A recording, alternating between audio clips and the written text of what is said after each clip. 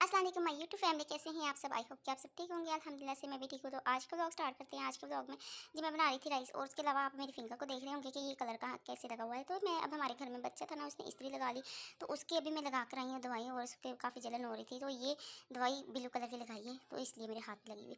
तो ये देखें जी, सब्ज़ी और राइस आ चुके हैं। मैंने कहा चलो राइस बना देती हूँ, कटमट कर लेते हैं अच्छे से। और ये कट हो गई है सब्ज़ी हमारी। अब इसके साथ मैं डालने वाली हूँ लहसुन, और लहसुन को छील के इसको अच्छे से इसका पेस्ट वगैरह बना के साथ में रख दूँगी।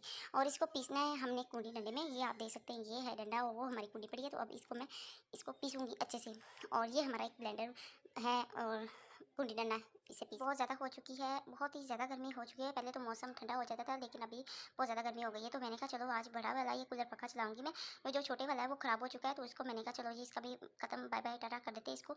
इसको साइड पर कर देते हैं और बड़े कूलर पंखे को हम लगाएंगे। तो गर्मी बहुत ज़्यादा भी है, और यहाँ